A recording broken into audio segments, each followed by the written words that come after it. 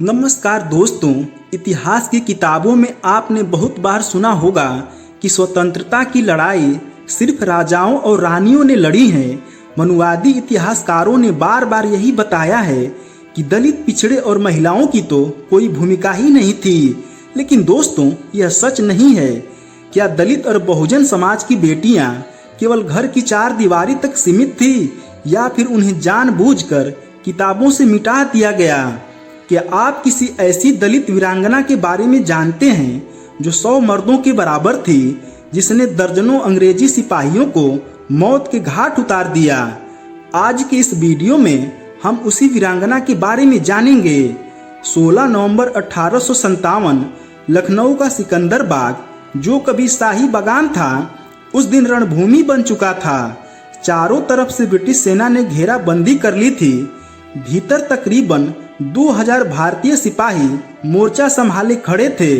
तोपों की गड़गड़ाहट से धरती कांप रही थी। धुएं और बारूद की गंध हवा में घुल गई थी। हर तरफ चीखें थी, हर तरफ खून बह रहा था। ब्रिटिश अफसरों को लग रहा था कि जीत आसान होगी और कुछ ही घंटों में सब खत्म हो जाएगा।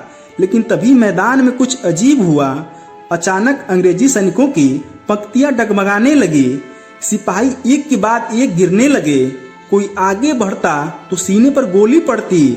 अफसर चीख पड़े, यह गोलियां कहां से चल रही है?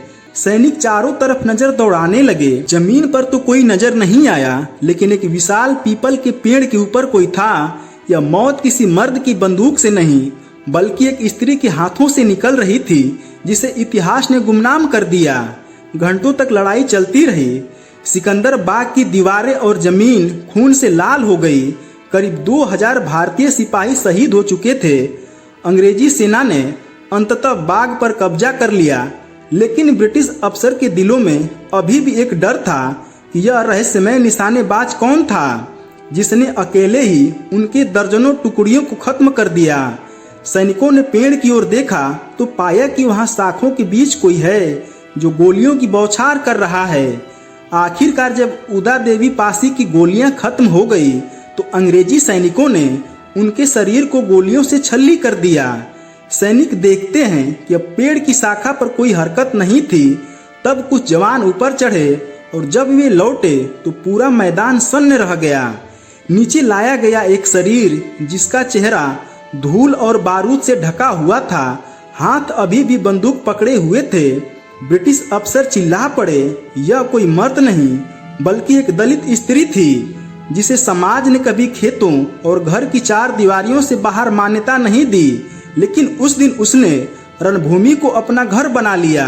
इतिहासकारों के अनुसार उदा देवी पासी ने अकेले ही 36 अंग्रेजी सैनिकों को मौत के घाट उतार दिया था, जो कोई और नहीं था बल्कि वीरांगना उदा देवी पासी थी, जिनका जन्म 1830 में लखनऊ की जमीन पर हुआ था। वह पासी समाज से थी, जो मक्का पासी की पत्नी थी।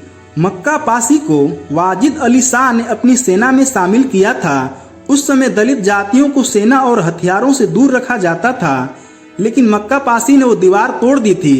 एक दिन अंग्रेजी सैनिकों से युद्ध के दौरान मक्का पासी की मौत हो गई। यही प्रेरणा उदा देवी के दिल में भी घर कर गई। नवाब वाजिद अली शाह ने अपनी सुरक्षा के लिए और युद्ध की ताकत बढ़ाने के लिए एक महिला दस्ता बनाया था। इस दस्ते को परिखाना कहा जाता था। तलवार और बंदूक चलाने की ट्रेनिंग दी गई। उदा पासी ने बंदूक चलाना सीखा, निशाना साधना सीखा और निपुण हो गई। और अंग्रेजों से स्वतंत्रता की लड़ाई में उनके दर्जनों सैनिकों को मौत के घाट उतार कर खुद भी अपने प्राण को न्यौछावर कर दी। तो दोस्तों, आप लोगों को यह जानकारी कैसी लगी, कमेंट करके बताइएगा। वीडियो को लाइक करके चैनल को सब्सक्राइब कर दीजिएगा। धन्यवाद।